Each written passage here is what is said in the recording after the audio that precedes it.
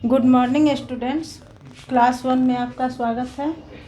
बच्चों, आज हम पाठ 14 में सारस और लोमड़ी की कहानी, यहाँ पे फिगर बना हुआ है। इस कहानी को, इस फिगर को देखकर हम कहानी कहेंगे और आप लोग सुनेंगे। सारस और लोमड़ी। एक जंगल में एक सारस और एक लोमड़ी रहते थे। दोनों ही एक दूसरे के पड़ोसी होने के नाते अच्छे दोस्त भी थे। लेकिन लोमड़ी बहुत चालाक था। एक दिन वह सोचा कि मैं तो सभी जानवरों को, सभी पक्षियों को बेवकूफ़ बनाता हूँ, इस सारस को भी बेवकूफ़ क्यों न बनाऊँ। ऐसा सोचकर वह अपने जन्मदिन पर सारस को दावत देता है, यानी पार्टी देता है। सारस समय से लोमड़ी के घर पहुंच जाता है। वह 2 थाली में, यानी प्लेट में सूप परोस कर रख देता है और कहता है कि चलो इसको पियो। अब सारस सोचता है, सारस की लंबी चोंच होने के कारण वह थाली में, यानी प्लेट में यहाँ पे बनाया हुआ है, ये सारस के लिए अच्छा है। सुराहीदार बर्तन में सारस पी सकता है, इसलिए कि इसकी चोंच लंबी होती है। और यहाँ लोमड़ी जो है, लोमड़ी का जीभ लंबा होता है, इसलिए ये थाली में अपने भोजन को खा सकता है अच्छी तरह से, और सारस इसमें अच्छी तरह से सूप पी सकता है। तो ठीक इसका उल्टा लोमड़ी ने किया। लोमड़ी क्या की, 2 थाली में, 2 प्लेट में सूप परोसा और बोला कि सारस भाई भोजन करो। सारस की चोंच लंबी होने के कारण वह भोजन नहीं कर सका, चुपचाप देखता रहा। लोमड़ी सब अपना सूप पूरा खा गया, पी गया, और सारस देखता ही रह गया। बोला, क्यों सूप अच्छी नहीं है सारस दोस्त? और बोल रहा है सारस बोला, नहीं नहीं बहुत अच्छा है, धन्यवाद, कह करके सारस अपने घर आ गया। एक दिन फिर सारस ने कहा लोमड़ी को कि अब तुम मेरे घर आओ, मेरे जन्मदिन पर मैं तुम्हें दावत देता हूँ। सारस ने अपने घर लोमड़ी को बुलाया। सारस ने भी क्या किया कि 2 सुराहीदार बर्तन में सूप परोसा और बोला कि आओ लोमड़ी, भोजन करो मेरे जन्मदिन पर। लोमड़ी चुपचाप देखता रहा और सारस अपना सूप पूरा ख़त्म कर दिया।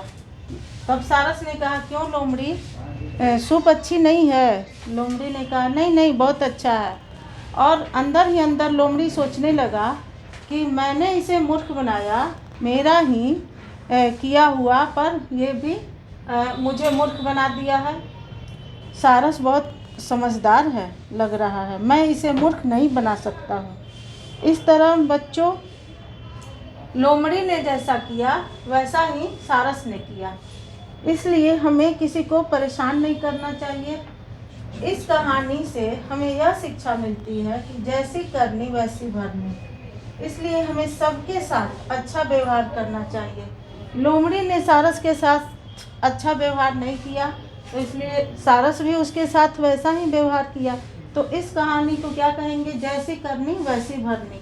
अगर लोमड़ी उसको अच्छे से सूप देता तो सारस भी उसे उसी तरह देता, लेकिन लोमड़ी ने जैसा किया वैसा ही सारस ने किया।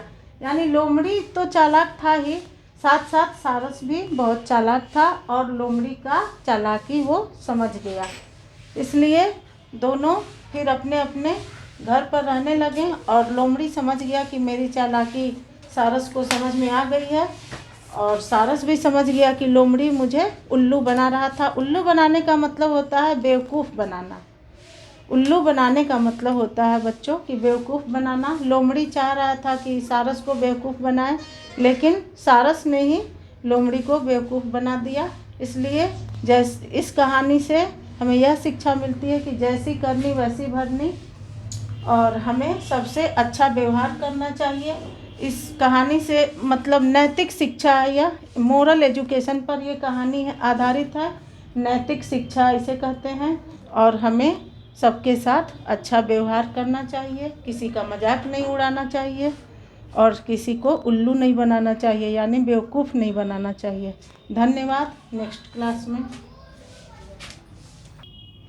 Good morning students. क्लास 1 में आपका फिर से एक बार स्वागत है। क्लास आज मैथ का है। मैथ में चैप्टर 5 में मल्टीप्लिकेशन है। मल्टीप्लिकेशन को देखेंगे। मल्टीप्लाई मतलब गुना होता है। 2 + 2 + 2 = 6 और या 3 टाइम्स 2। अगर 2 को 3 बार हम लेते हैं तो 6 आता है और 2 + 2 + 2 = 6। दोनों इक्वल ही हैं।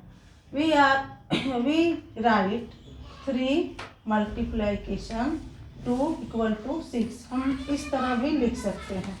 और ये गुना का चिन्ह है, सिंबल है मल्टीप्लाई का। Is the symbol for multiplication. ये गुना का चिन्ह है। अब यहाँ देखते हैं 4 bike of wheels. Etch number of wheels 2 + 2 + 2 + 2 + 2। 4 times अगर हम 2 लेते हैं तो यहाँ = 8 आ जाएगा। या इस तरह लिखेंगे 4 × 2 = 8। 4 बाइक में अगर 2 पहिए हैं तो 4 दूना 8 हो जाएगा, यानी 4 × 2 = 8। इस तरह हो जाएगा। अब यहाँ पे नंबर 2 में दिखाया जा रहा है कि 2 + 2 + 2 + 2। अगर 2 को हम 5 बार लेते हैं तो 10 हो जाएगा। और या 2 × 5 तो 2 × 5 10 हो जाएगा। 2 × 5 = 10। इसी तरह यहाँ पे दिया गया है 5 + 5 + 5 + 5 + 5 = 25। यानी 5 टाइम्स हम 5 को लेते हैं तो मेरे पास 25 आ जाता है। और 5 × 5 या 5 × 5 जा मल्टीप्लाई कर देंगे, गुना कर देंगे तो 25 आ जाएगा। Count the wheels of the cars. Car के पहियों को गिनना है यहाँ। तो एक कार में 4 पहिए होते हैं, 4 व्हील्स होते हैं। 4 + 4 + 4 3 कार है मेरे पास। यहाँ पे दिखाया जा रहा है कि 3 कार्स हैं। तो 4 × 3 = 12 या 4 × 3 = 12। ऐसे भी हम लिख सकते हैं और ऐसे भी लिख सकते हैं।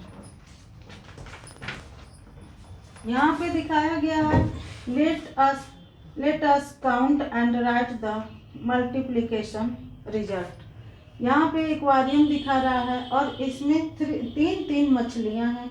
1 बाउल है। एक्वेरियम नहीं है, इसको बाउल कहेंगे। Bowl has 3 fishes. एक बाउल में 3 मछलियाँ हैं तो 3 बाउल्स हैव 3 × 3 फिशेज, यानी 3 × 3 = 9 हो जाएगा। हमारे पास 9 मछलियाँ हैं इसमें। इसी तरह जार्स इन 1 बकेट 5। एक जार में 5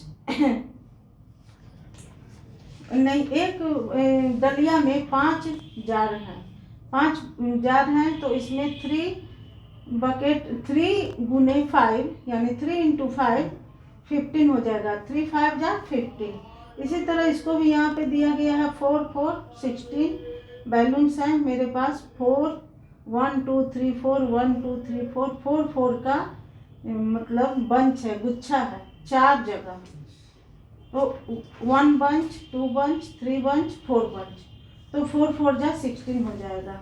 यहाँ पे दे रहा है कि यहाँ स्ट्रॉबेरी है तो 5 का 1 बंच है, तो 5 बंच मेरे पास हैं। तो कितने हो जाएंगे? 5 × 5 = 25। यहाँ पर 4 4 4 4 यानी 4 4 = 16। इस तरह इसको हम बनाएंगे। अब यहाँ पे HW में समझ लीजिए 2 × 5 = 10 यहाँ पे दिया गया है। तो 5 + 5 ऐसे यहाँ इसको फिल करना है पेज नंबर 133 में। और 6 × 2 तो 2 को 6 टाइम लिखेंगे और यहाँ 12 आ जाएगा। इसी तरह यहाँ पे दिया है 8 × 2 तो 2 को 8 टाइम्स लिखेंगे, बॉक्स को भरेंगे। तो 2 8 जा 16, 8 3 जा, तो 3 को 8 टाइम्स लिखेंगे तो 24 हो जाएगा। यहाँ पे 3 3 जा, तो 3 को 3 टाइम्स लिखेंगे तो 9 आ जाएगा। 3 6 जा, तो 6 को 3 टाइम्स लिखेंगे तो 18 आ जाएगा। यहाँ पे 4 इंटू 4 है, तो 4 को 4 टाइम्स लिखेंगे 16 आ जाएगा। 5 2, तो 2 को 5 टाइम्स लिखेंगे 10 आ जाएगा यहाँ पे आंसर। और 5 को 6 टाइम लिखेंगे, 6 इंटू 5 है, तो 5 को 6 टाइम लिखेंगे 30 आ जाएगा। 3 इंटू 5, तो 5 को 3 टाइम्स लिखेंगे, यहाँ 15 आ जाएगा। 5 इंटू 4, 4 को 5 टाइम्स लिखेंगे तो यहाँ पे 20 आ जाएगा। 7 3 को 7 टाइम्स लिखेंगे, इस बॉक्स में भरेंगे सर्कल में, तो 21 आ जाएगा। 4 7 को 4 टाइम्स लिखेंगे 28 आ जाएगा। 5 इंटू 5 को 5 टाइम्स लिखना है तो 25 हो जाएगा। इसको आप SW में बनाएंगे।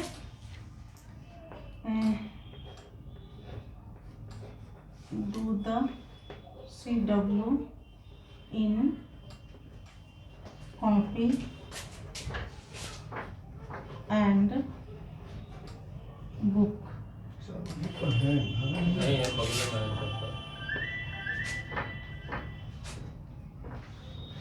इसको आप HW में कॉपी और बुक में बनाएंगे।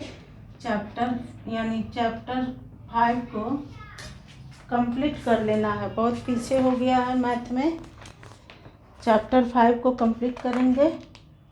Thank you. नेक्स्ट क्लास में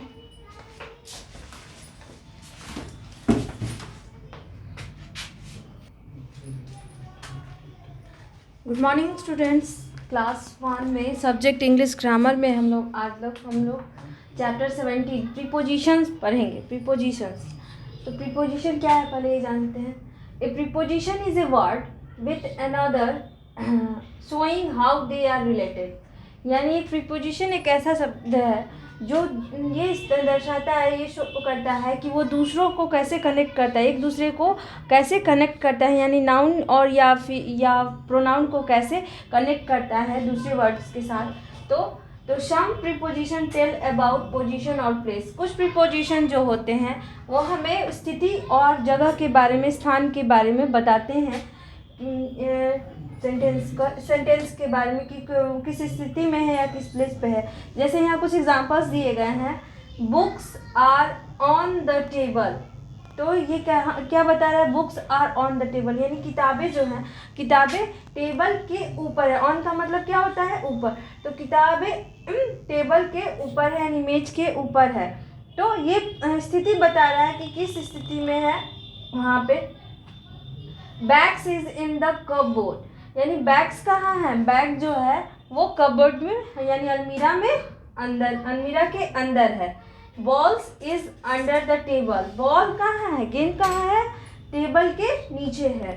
सीना इज बिहाइंड वानी, यानी सीना जो है वो कहाँ पर है, सीना वानी के पीछे है। सीना वानी के पीछे, आप देखो क्या है। Books are on the table, books जो है इस मेज के ऊपर है, और बैग जो है वो अलमीरा में है। और ball is under the table, यानी बॉल जो है वो गेंद जो है वो टेबल यानी मेज के नीचे है। सीना इज बिहाइंड वानी, यानी शीना, ये शीना है और ये वानी है। आगे जो लड़की खड़ी है वो वानी है और सीना बैग उसके पीछे खड़ी है। तो ए preposition is usually followed by a noun और प्रोनाउन, यानी प्रीपोजिशन का जो सामान्यतः उपयोग होता है, ज़्यादातर उपयोग जो होता है वो नाउन और प्रोनाउन को कनेक्ट करने के लिए, कंबाइन करने के लिए होता है। एग्जांपल में देखिए, dad always keeps his wallet in the drawer, यानी डैड जो यानी पापा जो हैं वो अपने वॉलेट यानी पर्स को कहाँ रखते हैं, ज़्यादातर अपने ड्रॉर में ही रखते हैं, इन द ड्रॉवर। तो यहाँ पे वॉलेट को किससे जोड़ा है, ड्रॉर से जोड़ा है, तो कौन जोड़ा है, इन। उसी तरह there is a long mirror on the wall, mirror यानी आईना जो है वो कहाँ पर है, वॉल पे, तो on, mirror on the wall. The school is near the park, near यानी स्थिति, प्लेस बताता है कि नज़दीक में है, कहाँ पे, पार्क के नज़दीक में है। There is an old castle on the hill, the horse jumped over the hurdle. इसी तरह से एग्जाम्पल्स यहाँ दिए गए हैं। अब जो है नेक्स्ट जो है वो एक्सरसाइज बनाना है आपको। तो फर्स्ट में जो एक्सरसाइज है वो है underline the preposition in the following sentences. यानी यहाँ पे कुछ सेंटेंस दिए गए हैं, इसमें से आपको प्रीपोजिशन को अंडरलाइन करना है। तो यहाँ पे यहाँ है the man fell off the wall. तो यहाँ ऑफ OFF जो है वो प्रीपोजिशन है, उसको अंडरलाइन करेंगे। I have dinner eight 7:30 PM, यानी यहाँ एट जो है सेंटेंस में उसको अंडरलाइन करेंगे, वो प्रीपोजिशन है। Simi was born on Friday, यानी यहाँ ऑन जो है इसको अंडरलाइन करेंगे। There are 7 days in a week, इनको अंडरलाइन करेंगे। Tamanna is running after her dog, तो यहाँ पे आफ्टर को अंडरलाइन करेंगे। Several people are waiting at the bus stop, यानी एट को इसको इसमें अंडरलाइन करेंगे। I received a letter from Krishna yesterday, यानी FROM फ्रॉम को अंडरलाइन करेंगे। Why are you still in bed, इनको अंडरलाइन करेंगे। नेक्स्ट एक्सरसाइज जो है, यहाँ इस बॉक्स में जो है कुछ वर्ड्स दिए गए हैं प्रीपोजिशंस के। आपको यहाँ का जितने भी सेंटेंस दिए गए हैं उसमें करेक्ट प्रीपोजिशंस को फिल करना है। तो फर्स्ट में है the school bus arrived space 8:30 AM, तो यहाँ एट फिल करेंगे। द चिल्ड्रेन आर स्विमिंग, तो यहाँ पे इन फिल करेंगे, swimming in the pool. There is a picture on the wall, there is a fence around the house, Vipin is hiding behind the chair, Latika climbed up the bean stalk, we divided the candy between us, I dived into the river.